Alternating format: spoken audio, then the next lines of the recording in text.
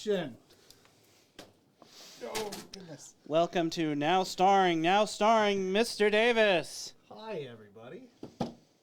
And Mr. Eaton. Yeah, I was going to say, I mean, there's is it just you? There's two of us on There's here. two of us, but you're the best. You're the guest star. Okay. I got you. You're right. You are newer. I am new. You are new. I'm new. I'm old. I mean, don't say that. It's true though. But it's not as true. I'm old. I'm gonna be 35 tomorrow. I don't want to hear it. I'm old. I don't want to hear it.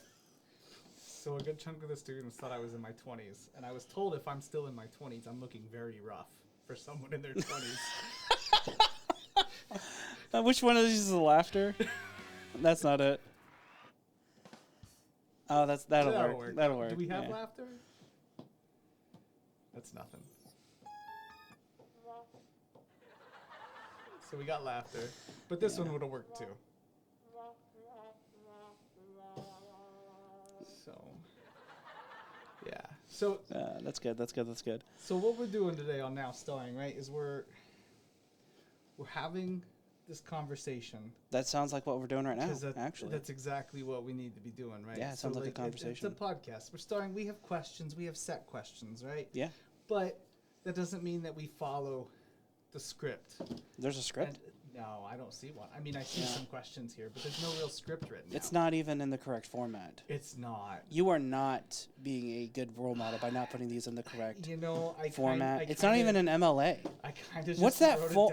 Look at this paper. font. This is the wrong font. I have the wrong font. I don't even know how to use This is fonts. ridiculous. We are teaching our kids the wrong lessons. It's Arial 11. That's what I'm supposed to use, right? It does look like Arial 11 just from here. That's just what everything's supposed to be, right? Arial 11. Look, that's what it kicks up, so that's what it's supposed to be. Absolutely. Right? I don't have to change any of that. Yeah.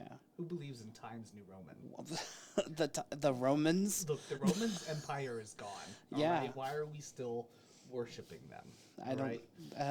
They're Roman times are. That's why it's new. That's why it's new. It's new.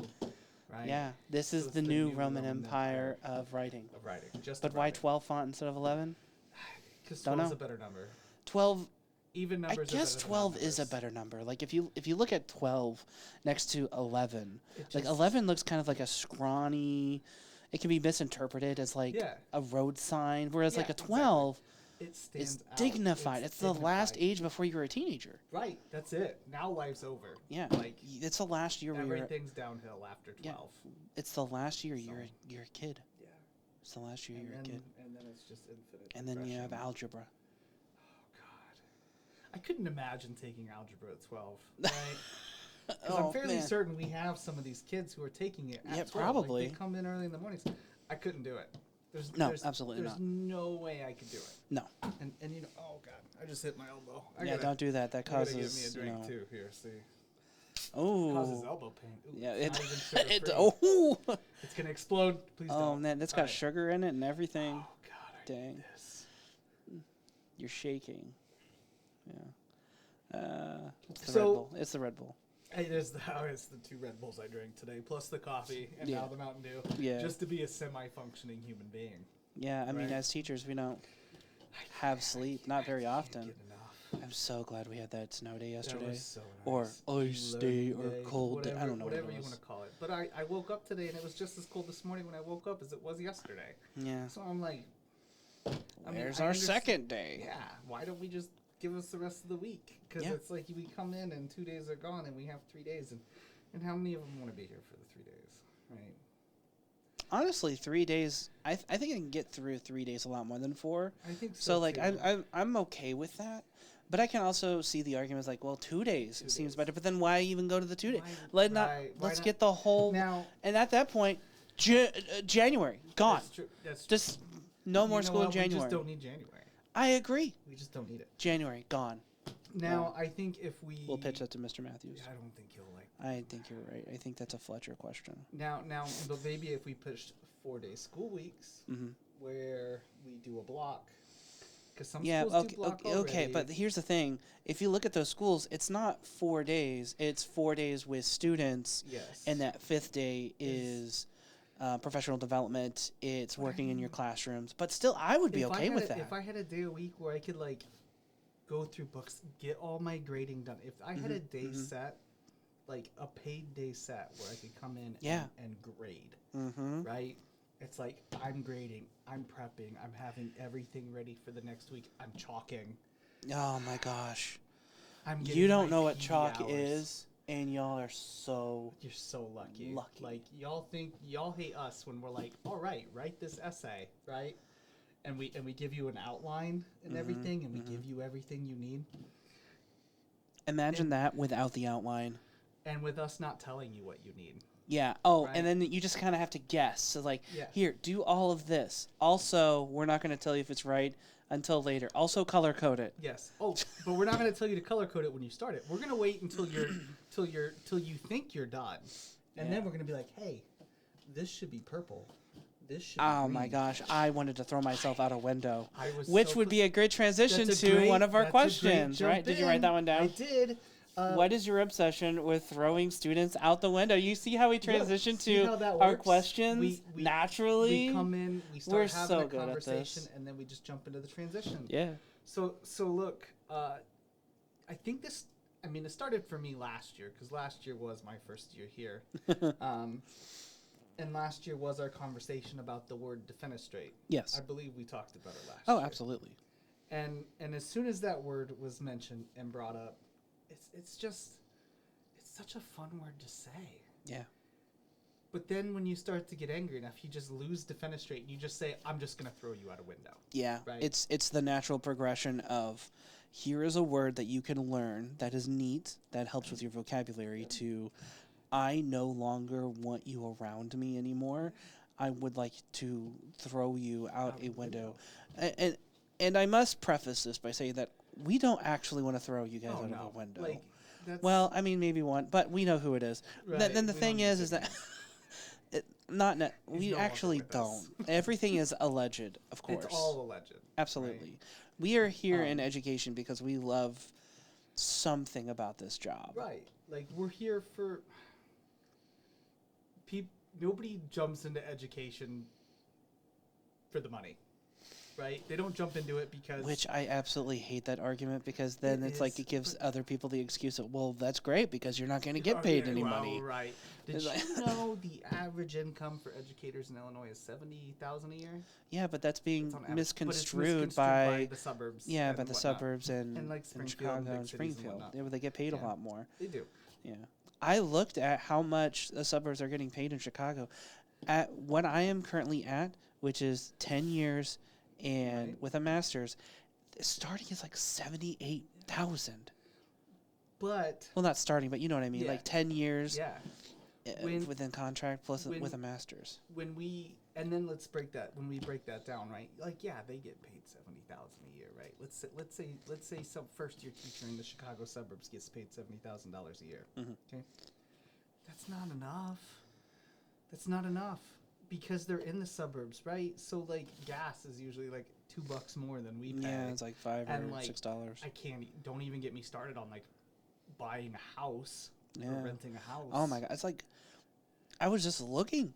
Just for rentals and some of those places like $1,800 for a 3-bedroom that looks like garbage. Yeah, that probably needs a ton. No yard. Landlord special. Yeah. No yard, no garage, street parking, right? Probably 3-bedroom, 1 bath. We painted this window, so we're gonna charge $200 more. We painted it shut so you can't open it. Yeah. Oh, why is that such a thing? Where you go into and they're all painted shut. Like I might want to at some point. Open a window. Nope. We painted it shut. And why is this guy like Farmer Tom? We painted it shut. I also have Farm to attend. So when I got out of the military, right, I can't relate. Lived in Galesburg in this house, right? That I was living with 5 other people in this house, right? And they had got it. Like we had all lived together before I went into the military, and I get out and I move back, and we're all still living together. And they told us that they would never fix the windows because the windows were historic, right? So by historic, they mean lead-based. Oh, gosh. So not only could we not open any windows, we were also probably breathing in these awful chemicals for a long period of time. I like how anything is historic when it's actually just old. When it's just old. It doesn't mean it's good. Oh, it's antique. No, it is not, Deborah. Old. It's just old. It's a piece of junk. I don't want to buy it at your garage sale for $20. This plate is $20 because it came from 1935. No, the reason why we're not going to buy that plate is because it was made with lead. It's full of lead. And I'm not trying to eat that. I prefer my 21st century version of that, which is microplastics. Yeah. Give me all the microplastics. Absolutely. No. We just banned state of Illinois just did a great thing. They just banned one of the red dyes, like red dye. Yeah, like 3 or something. I don't know. One of the dyes that are bad for us, I guess. I mean, they're gonna come for our yellows, and that's what they're not gonna do. I'm sure they're gonna come after yellow 5 at someday. Pepsi's gonna lobby. Pepsi's got money. They'll get away with it. Yeah, Pepsi's got money. Whoever was selling red dye 5 didn't have very much money. Yeah, they did not have enough money at all. Yeah. But I mean, what else? So we made an exit ticket, made it the e-learning assignment for students to give us questions. Yeah. Right? And so we've gotten through. We handpicked these questions. Cherry-picked. Let's be honest. Yeah, cherry-picked. Let's be honest here. When it comes to teaching, we both have our reasons for teaching. We don't. Are you trying to do with that first one? What made you want to teach? Oh, did I put that on there still? Yeah, you did. It's right there. Yeah. Okay. Yeah. In Arial 11, remember? Oh yeah. So we're also bringing it back. That's comedy. See, yes. That's comedy. You want to come back to things. Oh. Yeah, that's good. That's good. Give the people. So when we jump in, see you went to school to teach immediately, right? Right out of high school. Ooh, that's a fun question. Isn't it? I don't know if I want to circumvent through everything, but why don't we just say sure? Okay. We don't need to go through step by step what you did, right? Sure. Like you've had other jobs, like I've only had 2 jobs. I've worked at McDonald's and then this. Oh my God. Now I was feeling old. All right. I've only had 2 jobs. Yeah. But I worked at them both for an extended period of time. Right? Yeah, thank you. For a long time. The words were not working. Extended time. So what did make you want to teach? Like what drew you to teaching? Ooh, how do I get this? Okay. I kind of go over this with my English 2 students at the end when I do like the end of the year. This is my final presentation, my final lecture, is what I call it, the part 2. But to make things because I know we have some sophomores in there and I don't want to like give it away, but essentially there was a professor who kind of like helped me kind of see the world a little bit differently, and I at the time was at my lowest, and I realized that through writing and through creative expression that I was able to kind of articulate some of the things that were happening inside of me, and that helped me kind of dig myself out of this hole. And I thought that maybe I could be that person for, if it's just one person out there, so that maybe they can also dig themselves out of that hole. So that's why I became a teacher. I think that's good. So for me, it took me a long time to land on this profession. I mean, I made storm windows. I was a janitor. Went in the military. Was a mechanic. I was a locomotive electrician for almost 9 years. Before making the switch. And throughout all this time, like, I had gone to school off and on, right? And I just couldn't figure it out. I wasn't the best student in high school. Didn't think I was going to be a good college student. And I wasn't a good college student for the first couple of years. Because I worked. I was always of the mindset, like, oh, I'm just gonna do manual labor, and that's it. And then, I'm going on my 9th year of 3rd shift, working nights. I got no sick time.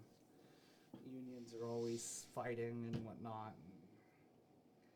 And I was like, I really want to teach, right? Because I did quite a bit of teaching at the railroad. I'd have to show people, and I loved it, right? When I had to teach at the railroad, I loved it.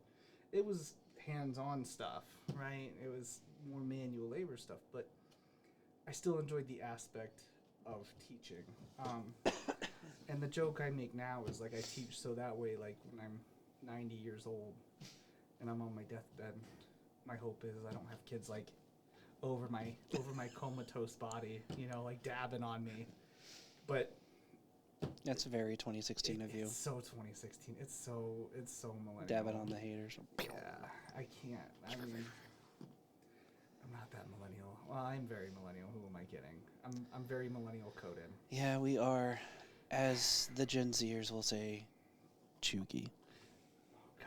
You remember that word? No, remember that was so popular? I don't. You don't know what word. No. Wow. Look, no cap? No cap. No cap. No cap. I know that one. I know no cap, okay. Right? But I'm still trying to figure out. I actually kind of liked cap and no cap.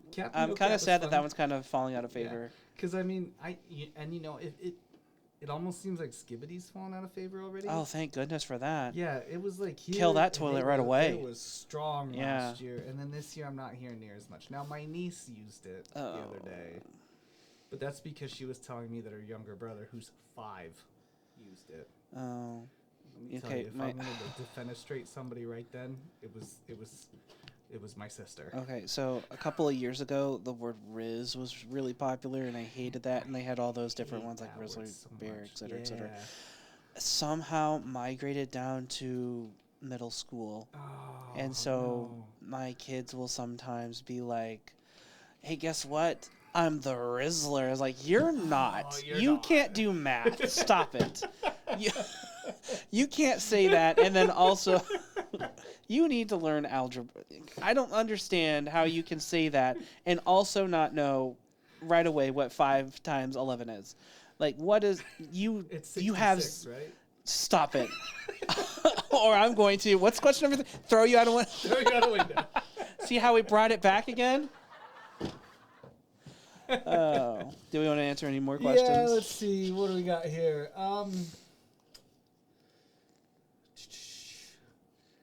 Let's talk about our last Google search. Oh, sure. This one's easy. Oh, absolutely. I think this was for both of us, isn't it? It is for both of us. Yeah. For one of these exit tickets, a student who, Mr. Eaton's son. Stop it. He is not my son. Said, where were you March 8th, 1997 at the Grand Canyon or whatever? Something along those lines. So both of us had to do a Google search on what happened March 8th, 1997 at the Grand Canyon, and it was nothing. Yeah. It was nothing. It was March 4th. Yeah. The date's March 4th for whatever he's looking for. Uh-huh. It's not March 8th. I don't know what he's talking about. I don't either. And then, you know, when it comes to the last song you listened to and liked, that's tough. I listen to so much music. I tell you, I listened to an old song the other day because somebody made a TikTok about it after the ban was lifted. It was Tool, Sober. Good song. That song hits so hard. Mine is the Black Keys. Oh, see, the Black Keys is good. Let's see what I got here. Featuring Beck. Let's see, I like Beck too. Uh-oh, that's a podcast. I don't want that. I'm with something. What is it? I'm with the band featuring Beck is the last song that I listened to. Mine, it's a song by George William Thomas. I can't say the whole name. Oh. Because it's so long. Oh, because it's so long. Because he was making a pun on the, he was messing around with the Midwest emo songs. Because, like, if you don't know Midwest emo, like, they have ridiculous band names that do not relate to the song at all. Yeah. So this one's like, you said you were going out for half-price milk, but you never came back, and now I'm really sad, or something like that. Or now I'm really, I don't know. Ah, yes. Super long. The overcomplicated, long titles. And there's usually like a bracket that's like, I bought eggs or something like that. Yeah. And then the song's like the most heart-wrenching thing you'd ever listen to because it's like all about losing their pet. When I was 7 years old, I had that pet, and she was my favorite pet. What does this have to do with eggs and milk? And it's the metaphor. You don't get it. The eggs and the milk are the friends or pets we've lost along the way. Oh, no. We could get into one thing to change about childhood. Speaking of eggs and pets. Oh, okay. Eggs and pets is wild. The one thing that I would change, I would like to know what would happen if I actually, grew up with a father. Yeah. Yeah, just kind of wondering what that was Yeah, like. I don't know. I got hit by a car when I was a kid. And I would like to know how it would go if I did not get hit by a car. Oh, man. It was my fault. I was standing on it. You were on the car? Oh, yeah. I stood on the car, right? So I was standing on this car. I don't know what that noise was. I'm sorry. And I happened to fall off the car. Oh, goodness. And then the car hit me. Oh, that's awesome. And then I tumbled off to the side. Oh, man, that's a good story. Have I ever told you about the time I got hit by a golf cart? Yeah. Coincidentally, I've also been hit by a golf cart. Awesome. See, okay, that's it. If you've been hit by a golf cart, you're most likely going to be an English teacher at some point. That's just how it works. That's just how it works. Yes. Or if you don't have a dad. Yeah. You end up being a teacher of some sort. I think so. Like, yeah, if you've been abused, you yeah. you want to stop that abuse. You want to stop the cycle, right? Yes. Like, we want to stop the cycle. Yeah, and then you realize, like, oh, you can't stop the cycle. Because if you stop the cycle, you have no more teachers. Yeah. So you just kind of let it happen. And you're just like, that kid over that's being abused right now. I'm so happy about his future. He's going to be an English teacher. Stop it. Yeah. So you're probably wondering, why don't we stop bullies in schools? We need teachers. We need teachers. None of this is true. We stop bullies. Yeah.